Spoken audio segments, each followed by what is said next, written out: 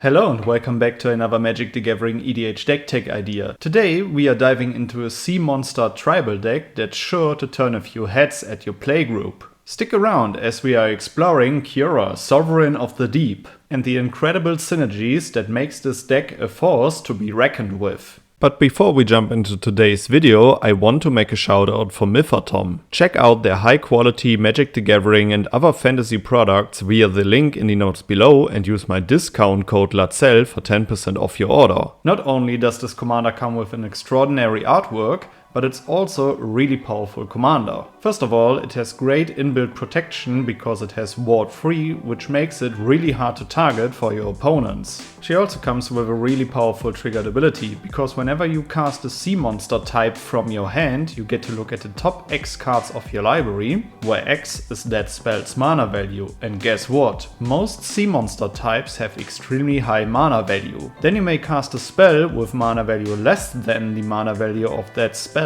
without paying its mana cost. This is like a budget cascade trigger for Seamonsters, which is really cool in my opinion. As most semi-commanders, they are all really powerful, but what I like about Kiora is that she kinda limits herself because not every Seamonster out there is completely busted, which makes this a deck that I'm also actually considering to build. So let's talk about the list that I have put together. First of all, we are in Simic colors and most of the Seamonster types have really high mana value, which means that in the early game we have to ramp heavily. As we are in Simic colors, we got a bunch of spells that are great for ramping, and also along that also a lot of cards that replace themselves. But let's start off with how we would approach the game. Our best ramp spell turn 1 is Wild Growth. I just took a few test turns earlier and I was able to cast Wild Growth on turn 1 and follow it up with a Cultivate on turn 2. This enables us to play our commander at least by turn 3, and from then on we can start slinging Seamonsters. As most Seamonsters out there are mono blue or mixed colors, we also play Sapphire Medallion to discount all of our blue spells.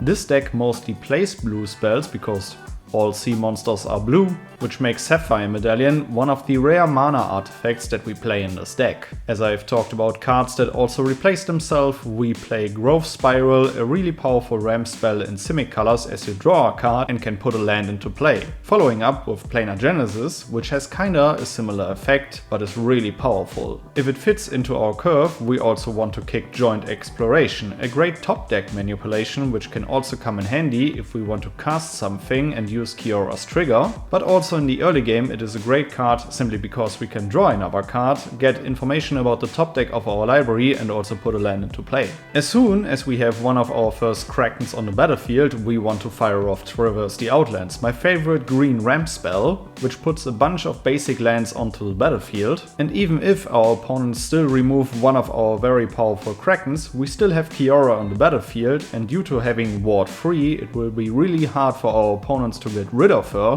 which will at least turn Traverse the Outlands into 4 basic lands tapped onto the battlefield. Along the way, this deck also works with a bunch of unique artifacts and enchantments, but also a few staples that you'll definitely recognize. Starting off with Garruk's Uprising. As most of our Krakens mostly have Island Walk or can tap down our opponent's creatures, we still have to deal with all of the toughness of our opponents, so enabling Trample is a great thing for this deck. In addition to that, Garruk's Uprising always provides a ton of card advantage, which simply makes it a great card in this deck. Talking about free value as we do it with our commander, we also play In Search of Greatness. A really cheap enchantment that allows us to cast a free spell in our upkeep, depending on the mana value that we have on board. Luckily, the mana curve in this deck really skyrockets, which should allow us to sling a bunch of Seamonsters together with this spell. And even if we can't something, we still get a little bit of top deck information due to Scry 1. As I have said with Sapphire Medallion, we want to discount our blue spells, which is why we play Kefnet's Monument. What is relevant about this card to know is that its triggered ability doesn't tap down a creature, so only lock creatures of your opponents which are already tapped. When it comes to high CMC decks, Up the Beanstalk always finds a home. Not only does it replace itself, but from then on generates a bunch of free value, and in addition to that, Kiora's trigger also lets us cast the spell for free, which can at some point turn into another trigger from Up the Beanstalk.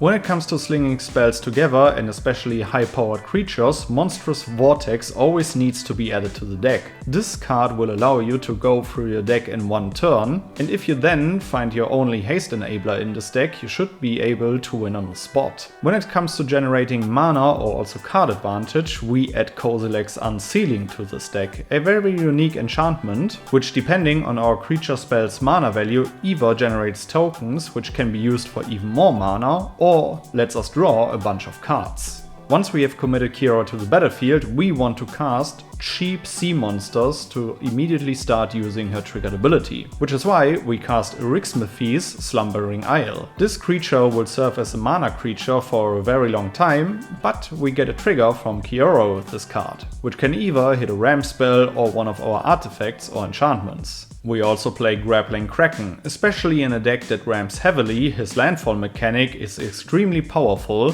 and will clear the path to beat our opponents out of the game. We also want to cast Monstrosity of the Lake, which can either be island cycled early on, or we can use its Enter the Battlefield trigger, which is quite spicy, to clear the path to swing our opponents out of the game. Another cheaper monster is also Reservoir Kraken. This is still a 6/6 body with trample and ward, and due to its low CMC, we can cast it really quickly in a game of Commander and also get another Kiora trigger. One of the most expensive cards in this deck is Serpent of Yawning Depths. This enchantment creature will most likely make our creatures unblockable, which your opponents definitely have to deal with. And another cheap but really powerful win con in this deck is Spawning Kraken. This trigger is not limited to one or more, which means that as soon as we connect with our creatures, we will create that many creature tokens, which are also huge bodies and can also trigger cards like Garruk's Uprising, which will provide even more card advantage.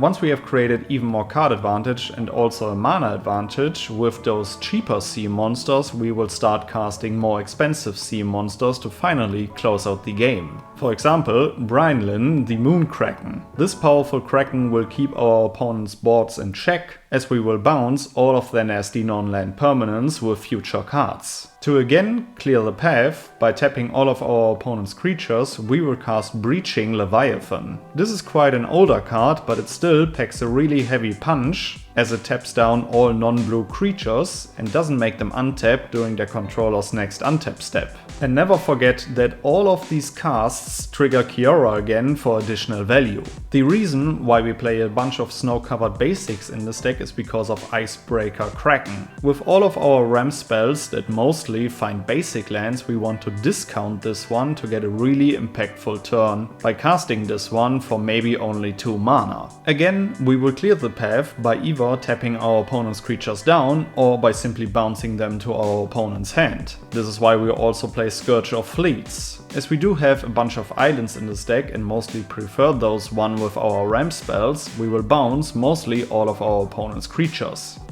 A very recent card that came out with Edge of Eternities is Starwinder, which is also a Leviathan. This card has a great synergy due to its warp mechanic, which will still trigger Kiora for its full mana value. And even if we warp this one early on, we can still attack somebody with Kiora, and if we connect, draw a bunch of cards. One of the few creatures that has trample without Garruk's Uprising on the battlefield is Inkwell Leviathan. This artifact creature is really hard for your opponents to deal with, simply because it has inbuilt protection with Shroud, and its high CMC also generates another powerful Kiora trigger. As you have seen, these are just a few of the powerful sea creatures that we play in this deck. This deck is completely packed to the brim with either ram spells or with sea monsters, simply to most powerfully leverage Kiora's trigger. And now we are coming to the win more section. One of the cards that I definitely want to highlight in this deck is Tolarian Terror.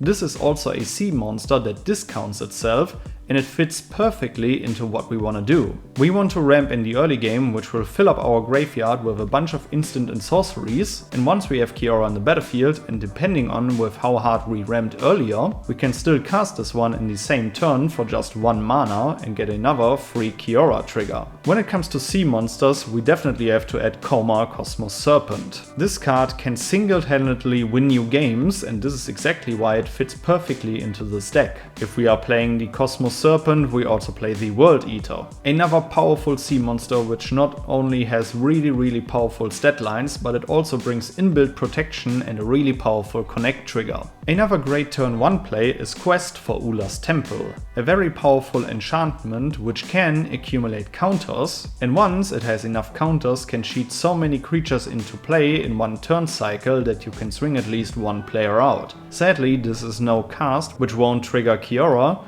but it's still a really powerful card that we definitely want to play. As you have seen earlier, a bunch of our creatures tap down our opponent's creatures or make them unblockable, or also bounce all of our opponent's creatures. But here's another spell that will bounce all of our opponent's creatures. We play Whelming Wave, a non-sea monster bounce spell which will bounce all of our opponent's creatures. It will also bounce Kiora, but we are about to cast this one if we can swing all of our opponents out. And now another card that came with Edge of Eternities that we definitely want to play in this deck is Glacier Godmaw.